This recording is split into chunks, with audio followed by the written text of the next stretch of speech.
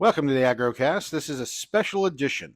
This is the Horror Nights 2024, as they're already giggling. I don't know why, but we're getting ourselves put together Friday the 13th, September 2024, to go to Halloween Horror Nights. We've watched some content, at least I have. David's caught some.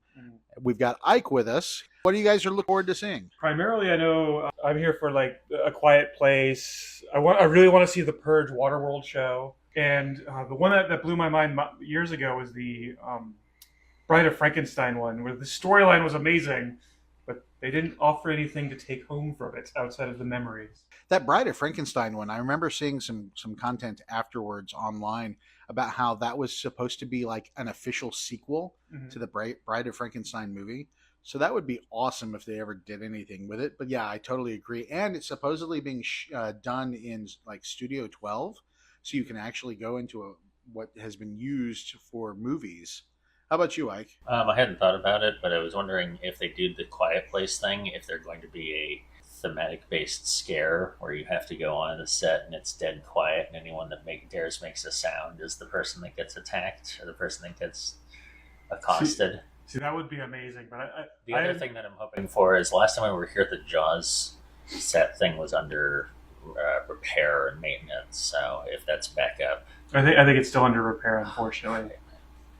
Yeah, as Ike says this, he's wearing a Jaws t-shirt. But Ike is our magnet for anything water-based. I've refused to tell him which haunts are actually going to squirt water, just so he can be surprised. So I don't want to go to the Waterworld show. Well, yeah. Then they'll be like, "Oh, well, there's that one guy." Yeah, we're gonna throw him into the lake thing. But it's the Purge show instead of the Waterworld show, so it's a little bit different. I want to see what they do with the Texas Chainsaw Massacre, because that's always a favorite. The backlot tour, where it's all Blumhouse stuff, I'm really interested to see all the different IPs they put into that and which ones stand out and which ones don't. And if we can also get the same thing that happened with the Us and Nope thing to happen again. We don't have Zayden with us. True. I do have to admit that I have been remiss in my watching a Blumhouse film, so I'm too shy from what they're probably going to include. We were talking about it in the car on the way up. Freaky and Happy Death Day. Death Day, yeah. So I need to check those out when I get home, But you got Megan, you got the Black Phone. I believe they're doing something with Five Nights at Freddy's as well. Yeah. We've got 5 hours before we have to be there. We have time. Just watch them in the car. Or just power wash. We have chosen specifically not to go to Trejo's Tacos, only because a certain someone that's back home just told me no specifically. Yeah, you were told no. I was told to no. Suffer because of you. So Ray has to stay here when we go to lunch. But you know what? Since this is going to come out after I've gotten home, we went to Trejo's Cantina last night, which is their sit-down place, and it was pretty good. And technically different. It wasn't specifically Trejo's Tacos. So I've got a picture of the building. It doesn't say Trejo's Tacos. Yeah, so on a technicality, I should be safe. Yeah, I'm technically right. Other than that, we're possibly going to run around and do some sightseeing before we hit Universal. We're going to try to get into... No, we've got a reservation for... We have a reservation for Toothsomes, which is the Willy Wonka steampunk chocolate factory thing. And we do have a reservation for the Toadstool Cafe. Yeah, because Ike hasn't seen the Nintendo World, Mario Brothers Land. And it's been over a year since we've gone. Yeah. At least specifically to see everything. Last year, I think we did one little thing in there, but that was about it. Well, and we wanted to try the food place again to see if the quality of the food has changed since press day. So that'll be really interesting. And I can get the spicy meatball. Yeah, he's really interested about putting balls in his mouth. I'm not sure They're why. Bowser's balls. Why wouldn't you want to gargle Bowser's balls? Hey, you know what? That's all about you, my buddy. Just change beds next night. Yeah, they're currently bunkmates, so that's going to be interesting, especially depending upon how spicy it is. We might have to get some odorizer in here. Yeah, I brought Febreze. But all right, so that is part one of our adventure today. Stay tuned. All right, so we're just now finishing lunch, and Ike wants to express his displeasure. In the same vein, when I found out that Santa Claus wasn't real and the Easter Bunny was just a guy in a suit, my two friends who had hyped up this wonderful steampunk chocolate-filled restaurant, we walk in, and much to my dismay, lo and behold, no chocolate. There was a chocolate pickle. Grounds for friendship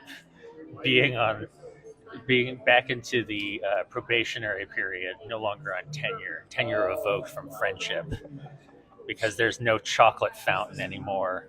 There's not even the smell of chocolate. You know what the color is? The color is the ground is a shit stained brown, like a shit stain on the underwear of our relationship, because there's no more chocolate in this place. You know what the best chocolate we had from was a frozen fucking pickle on top of their sandwiches. That's the closest we got to this being a chocolate factory. I'm just disappointed. And that was Ike, everyone.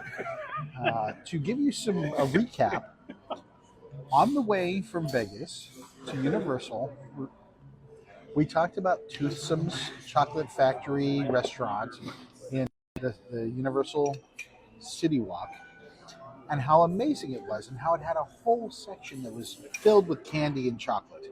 And sadly, when we showed up today, we noticed that the candy section was replaced with a bar. You know how much of a lie it was? The person at the front couldn't even remember there being a candy section here. David? Well, I have some of the glassware and all that stuff in jars, so I can prove there was a candy section here at one point. And they still kind of have a remnants of it. They have a couple of things you can still buy, But we were told by our waitress, a lovely person who came by to take our order, that they were losing money on it, and people love alcohol, so they replaced the candy section with alcohol. And they have a small kiosk with a few chocolate offerings. But yes, Ike is correct. I ordered the fried chicken sandwich. David ordered the grilled chicken sandwich. And on top of it was a frozen pickle dipped in chocolate. yeah, it's that hard chocolate that you do like the flash freeze on for like ice cream cones. To quote GLaDOS, the chocolate is a lie. And as you can tell, Ike is really disappointed. And we're not sure when this is going to end. But he's going to be mad for a while.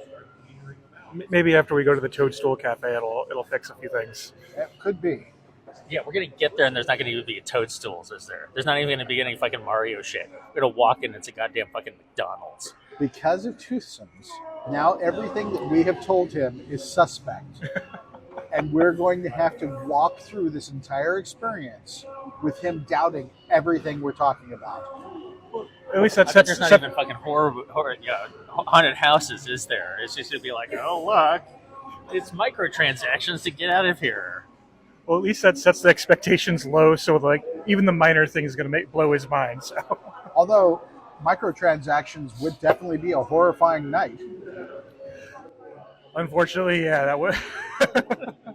But this has been our lunch recap. Stay tuned for when we actually enter the park. We're in the Toadstool Cafe, and we wanted to check the food out to see if it was the same quality as the press day. And I went with the meatballs and spaghetti, the garlic knots, and the princess cupcake. David finally got the Bowser's Meatball Challenge. And Ike went with the burger, the Mario burger, and the tiramisu. Overall, good quality? Again, the bun was like gluten-free or something. Like it way too light and airy, so it's like you're not even biting into it type of thing. So it's not really a reason to have a bun. And it just kind of fell apart. Yeah. It didn't hold up to even the moisture. Like on the bottom, the tomato had like dissolved the bun down to the ground. So, David, how was the Bowser's Challenge? It was completely worth it. It was a spicy meatball. I will say that much. I mean, as a fire elemental, it's not my level of spice. It needs to go up higher, but for something you would put on a consumer market, oh yeah, it's gonna kick a couple people asses. So, do you think that they really have maintained the quality of the food since press day? From what I've seen and tasted, it feels like it. And press day was a little over a year and a half ago, so it feels like it wasn't one of those we're going to cart it out for the first few months and let it go to trash like everything else. Well, and you're still having to make a reservation. Yes, even though we're doing the reservation, still oddly the entire place is relatively empty. Yeah, it's really interesting. I don't know how many slots they had per time. Well, also when I was talking to the guy before we came in, it was listed that you had a half-hour window. So even if you were scheduled at 4:30, you could show up as late as 5 and still be seated and all that stuff. So maybe it's something people just sparse it out that way. Because even when we came in, I want to say we had a slow rush of maybe 20 people that were here on the same time as our reservation, and then it just kind of died out afterward. And this was Ike's first time in Mario Land. What did you think overall? It's very kid-oriented. Well, and they had the gold boxes that you could beat on for coins, and then you got to play some of the games, and you went on the Bowser's ride. Yeah, it made me long for playing actual Mario Kart, but it doesn't provoke Mario Kart syndrome where you incapacitate your friends really badly so you can get advantage. It was odd being completely cooperative. Well, and what did you think about the AR experience? Yeah, the Bowser Jr. challenge. I think it's a good concept, and it seemed like it was played down to appeal to as much of a wide audience as possible, but isn't really a feature that you come to the park for. It's just like, oh, here's an extra little thing that's like made mysterious to entice people to spend the $42 for the little band. So, but overall, generally a decent experience. Yeah, but it's one of those things of now knowing what it is, I wouldn't have purchased the wristband, which is why I'm glad I had tomorrow. Yeah. I would say it still holds up to what our original assessment on. It's not something to come to Universal Studios for specifically. Yeah, no. But it's something to come out and just experience if you're coming out to check everything else out at the park. Yeah. Nice. Well, and we're about to get ready for Halloween Horror Nights. Horror Night starts up soon, and we're going to hit the opening ceremonies. Chainsaws everywhere. We did the tram rides. We got a sneak peek of a few of the other places. A few of the haunts will be going past. I'm curious about where the crows thing is, because they have the Murder of Crows merchandise thing, and usually everything that's a merchandise has some sort of connection to whatever. That's it for this break. The next bit, we'll talk about some of the haunts that we saw and some of the horror areas. Scare zones? The scare zones. So thank you much, and catch you soon. All right, this is AggroGamer. We just finished going through the haunts at Universal Studios. We're sitting down around a table to discuss what our likes and dislikes were. I'm going to start this off with David and Ike. David, what did you like most about it? What did you not like? So I'll have to say, like, I went in with a little lower hopes on A Quiet Place, but I want to say the animatronics in that, like the way they had them designed and propped up and all that stuff, like really used the darkness to their benefit. And then when they would pop out, like the way the lighting hit, even though it wasn't scary, it was just really cool to see. Like they were using the area to great effectiveness there. And then I'm a huge fan of all the Blumhouse movies. So doing the Terror Tram that went through pretty much it had Freaky, it had Happy Death Day, The Black Phone, pretty much all of their movies in like one long haunt. It was a lot of fun. The Chucky show was great, as was the Purge show. Kind of wish there was more scare actors roaming around and scare zones. The Crows one that was there, that was really cool. And then I don't know if there was any other ones. There was one that was like a luchador setup, but it just kind of felt like it was there. And the other thing I hate, and I don't know why they keep doing it, is putting the smells in. Walking into the Texas Chainsaw Massacre one, and there's an area where it just smells like shit. And I'm like, yep, you nailed that smell, but I don't want to be stuck in here with a bunch of other sweaty humans that also smell the same. That's the clone of Teen Spirit. That's what you're smelling. It smells like Teen Spirit in there. No, I liked.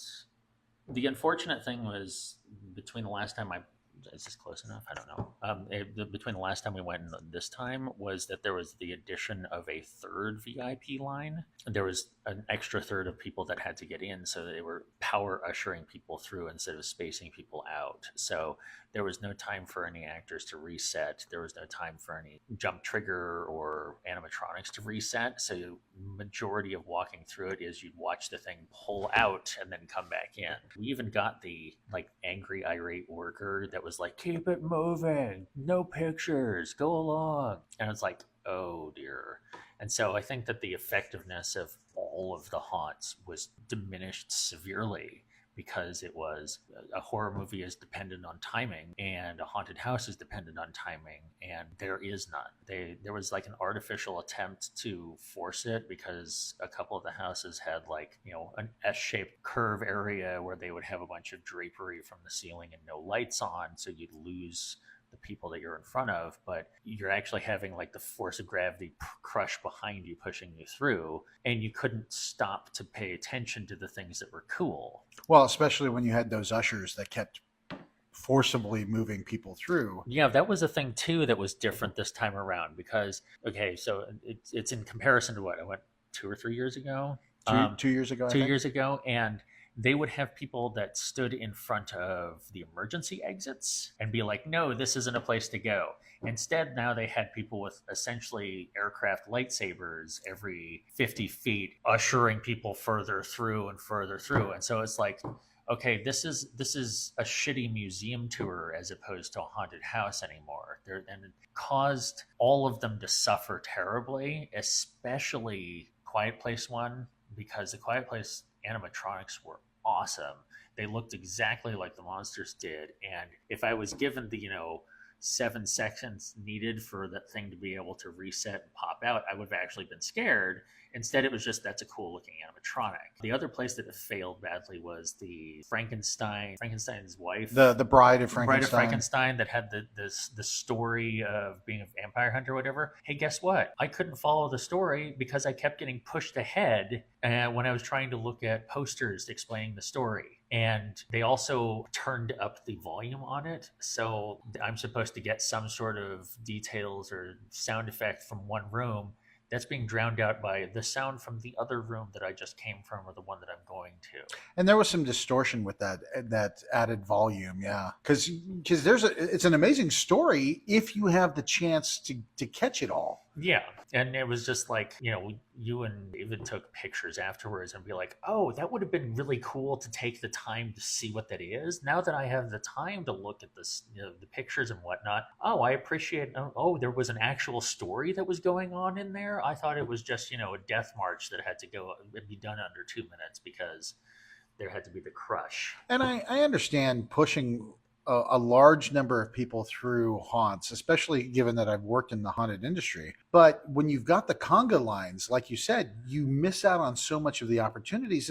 And the designers put those scares in there for a reason, and then you don't get them. And then I was like, we had happened to have some person that worked there that was like super eager to point out, here's all the cool work that's gone in. It's like, yeah, awesome. I want to be able to look at that when we're going through. No. In the few instances where it's like, hey, yeah, there's that thing I was talking about. It's like, where as it goes by. Yeah. So while unfortunately, I can't comment on the quality of the scare or the experience because it was just like overshadowed by, we need to rush you through this. So were there any of the haunts that stood out for you though, as far as like scaring or just overall interest? The overall interest was the Quiet Place one because they were designed because the horror of A Quiet Place is those things get really close to you and you have to do the whole like quiet, hence the title or whatever. So I liked the design choice that the animatronics would get really close to you, but it fell into the trap of when a horror movie or mystery movie is written in too well and it's too interesting to be scary. And so you're like, wow, that's an awesome animatronic 6 inches away from my face. I'm more interested in how I can't see the mechanics behind the makeup and behind the paint job and stuff like that. Like, this looks like the actual creature as opposed to a scare pop. And so I liked it for the wrong reasons. Mm-hmm. Were there any that were boring to you? Yeah, the tram ride thing. It was the air quotes scare aspect of it was people were on risers behind fences and like yelling at you. If I'm not, at some point it's just like, okay, this is tiresome, my feet hurt, and I'm looking at the ground and I don't even notice that there's people around me trying to scare me. And I was like, this is, and especially when, they made like the fake Hollywood sign that they put like zombies and stuff like on that. And part of the tour was photo op, side tour. And I'm like, really? We're on a scare tour thing and you have a photo op tourist thing where people are actually lining up so they could take a picture of a set piece. You know what's really interesting is, because I've gone 3 or 4 years now, I think the scariest and most interesting of the terror trams, they had one that was a clown, and it was a unique story. It wasn't affiliated with any particular movie franchise, and I enjoyed that one, I think, the most, because it was like this killer clown, but it was a unique character. It wasn't a character from a movie, and I think I really liked it when it wasn't just a walk through like here's all of the Blumhouse movies, but an actual cohesive kind of story experience. Because you can have haunt actors running around and trying to scare people, but There's only so many chainsaws you can get Yeah. thrown at your face, and you're like, okay, I've seen it tons of times. well, and we had which one where they wear the red jumpsuits and the scissors. Oh, the Us. And it's just like, oh, okay, cool, I guess. It just, yeah. That one worked the last time because there wasn't a huge amount of people running through it, and so you couldn't see the scare actor reset. And Definitely more people this year, I think, on the Terror yeah, Tram. it was just a flood of people. Yeah. And the other thing is, like, I'm familiar with like 2 Blumhouse movies, so it's like, oh, there's a person that's getting cut up with a knife. I'm sorry, why should I care? Is this the scary part of the movie? Is that what's going on? Is that why it's here? And also they were like, oh, little vignettes, but the vignettes are 10 feet apart. So you're just inundated by too many things that might have been scary individually, but you're just kind of watching a best of real in life in real time. Yeah, so not really a scary experience. I can't even really say an interesting experience for me. Well, that was more of a fan service thing, because I've seen all of the films that were debuted there, and I agree with Ike. It was like, yeah, they had to reset, and it's like everything was like 10 feet apart. But it was definitely like, oh, I remember that scene in the movie, or I remember it was definitely fan service more than. Then that means it was meant for people to watch it. The thing that I missed was they didn't have Death Eaters in Harry Potter World. When we went, the lights were turned off. There was smoke and green light everywhere, and there were Death Eaters. Here, it was when we went this time, it was the same amount of light it was during the day, and no Death Eaters and no fog. And what was interesting was while you guys went and did the Harry Potter ride, they projected the sign, the symbol on the castle, but that was it. Yeah, but they do that like every year, so it's not like it's something new or anything. And the Death Eaters, they were so cool the year that they had them out because it was very picturesque, and they were well dressed, and they had the masks, and they were it was very thematic for the Harry Potter section of Universal. For me, I enjoyed, even though we got rushed through it, I love the story behind the Bride of Frankenstein. I love the old Universal monster haunts whenever they do them. Like Texas Chainsaw Massacre was kind of okay. Ghostbusters, I liked the light show. I was going to mention that, yeah, there was a really cool light show. And with the proton packs on the wall. Yeah, that was cool, especially like it was just a retelling of the latest movie, The Frozen Empire.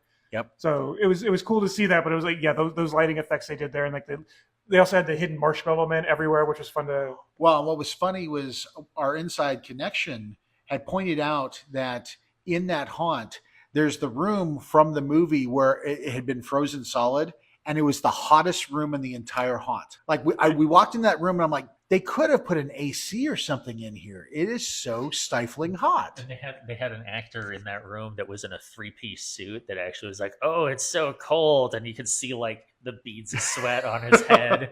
Yeah, and I'm like, wow, that makeup is amazing. But yeah, so in terms of haunts, probably the Universal one, and probably the Ghostbusters I enjoyed. The scare zones, I wish they would have had some like undead luchadors in that section. Yeah, that would have been really cool. Because they had the statues out. The murder of crows was kind of cool. But the only other thing I wish we could have done, the lines were just heinous. They had this really fun, cute Marshmallow Man s'mores thing from the Ghostbusters. S'mores so bad. That line was like 60 people deep by the time we got to it. And watching it, we went and got waters and sat across from it and watched it not move. Yeah. For the entire. So it was sad, unfortunately, because they were so fun looking. Other than that, it was just a horror nights experience. Yeah. Not anything really stood out. Well, I also there was one thing that I just remember that did stand out, that it was for the Universal for the for Bride of Frankenstein, because that one was actually done in one of the sound stages. Yep. It's the one where they filmed Batman, the '92 version or something with like that. the penguin. Yeah. Yep. And there was something else they filmed in there, and it was like that was kind of cool to be in that area because it felt like we were definitely going backstage again. And Universal, if you're listening, which I don't expect it, but if you're listening, please, please put together the story of the bride in a book form. The art you have to tell the story looks super cool. Amazing. Was it 2 years ago they did the first part of it, where she comes back and she's a vampire hunter? It would be awesome to have that. There was literally next to no merch for her, and this year they only had a couple of things, but it's they had still a shirt and a hat. Yeah, but it was still wasn't really exciting for those of us who like the bride. Yeah, well, and I'm sure you'd find merch like that at San Diego Comic-Con, but sadly not at Universal. And we went through a lot of the Universal stores. Yeah. Well, and the other thing is, I also wish they would lean into the horror, not even horror, but like the villain side of the Super Nintendo world. Even if it was blocked off. It was blocked off and the lights were turned off. And I was like, excuse me? There's ghost houses in all of the Mario games. The boos are a thing that has been in Mario forever. And there was like none of it. There wasn't even any like merchandise for it. So yeah, it would be nice if they leaned more into it. They did all of that design. You would think that they'd be able to do something for Horror Nights. Well, yeah, even if they did something as basic as like what they do at Disney, where they have the character out there that you can take a photo op and just walk by. Like even having Bowser at his castle saying something, that would be cool. Or a Dry Bones, give us a Dry Bones in there. That would be really cool. Well, or like Bowser, because they have Megatron. Yeah, the Megatron from Transformers. Where he's talking shit at everybody. Yeah. Have Bowser like... Mm-hmm.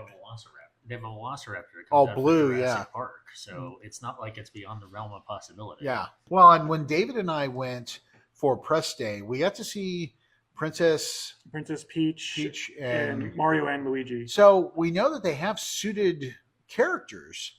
It shouldn't be hard to have Bowser and do something Halloween oriented. Yeah, especially just to lean into just for a month. Yeah. So, yeah, I think that kind of covers our Universal Halloween Horror Nights experience for 2024. Yeah. The one thing I will add on is I know there was weird talk about the Purge thing at the Waterworld. Oh, yeah. And like that is still one of the coolest shows they have down there. But I've heard somebody talk, this might be the last year, next year might be the last year they do it. I'm like, don't, because it's such a cool thing. And not only is it a nice break from walking around and standing in line, the performances and everything, the pyrotechnics, everything they do, they're just fun to watch. It was neat to see them kind of flip the Waterworld experience into the Purge experience. Because I've done the Waterworld. I was a fan of the movie, but that's also a dated franchise. Yeah. Well, it's not even a franchise. It was only one movie, which was a considerably expensive movie. But that thing's been around forever. And so giving it that Purge kind of vibe was a great use of the space. Yeah, and I just hope they keep doing that and keep even if they change it up, put something else just as cool in there. Because there was the year they did the Five Nights at Freddy's thing, and this year it was the Chucky late night TV show, which is still fun to do. So even if you're going to change it out, just do something like that. Keep using it in that kind of fun, exclusive way. Yeah, pun not intended. Yeah, and having some of those experiences that are not haunts or not the scare zones is nice. Like you said, you're able to sit down, rest, but also it's kind of an interactive, slightly interactive experience, especially with the Chucky thing. The Purge thing, you could hoot and holler and you really get behind the characters. Yeah, the Chucky thing was fun. Okay, and now I'm going to talk shit. I really wish that they that they get rid of the Simpsons area. I'm so ready for a revamp. We've had the Simpsons for 1,000,000 years now. I'm ready for something new in that space. Well, I think that's. I thought they are. Yeah, I thought they are because we kept seeing the chunks of the roller coaster that was. Well, no, that I think is the new Fast and Furious. Yeah, but it was like right there, and they could easily spread out that into Fast and Furious world. Oh, family. Well, no, that area used to be where the Jabberwockies show was at. There was a couple other things over there with the Fast and Furious, but I believe last year there is talk that they're going to be either revamping or changing out the Simpsons thing. I mean, it's owned by one of their competitors as well, so it's weird giving free publicity outside of obviously making some kind of money. I mean, but at the same time, Harry Potter is doing the same thing. Yeah. Well, and then I heard that Netflix was going to be doing a new Harry Potter show. Mm. Yeah. So yeah, I would really like them to get to revamp that area. I don't know what they would stick in there, but there's a lot of different franchises and things that Universal has access to that they could put something fun in there. Well, even if they want to do it with one of the other IPs that they don't own, like outright is for Universal. There's so many other TV shows that they could put in there, like Solar Opposites, or even Rick and Morty, stuff like that. I mean, yeah, it's a little more adult oriented, and I'm not sure if Simpsons is supposed to be the kid friendly zone, but welcome to the kid friendly zone. Have a 3-pound donut and give your kids diabetes. Well, but that's what the playground down by the Jurassic Park area is for, right? Yeah.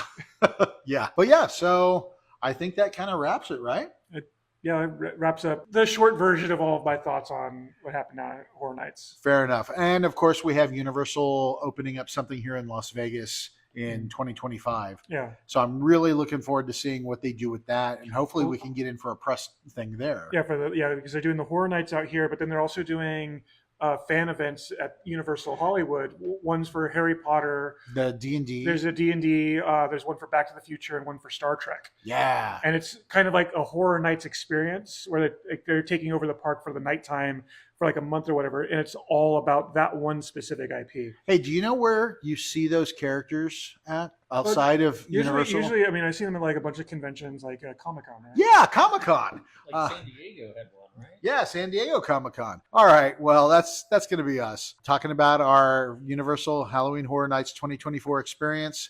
Thank you, Ike. Thank you, David. And catch you next time. Thank you for listening to the AggroCast Resurrected, the official podcast of AggroGamer.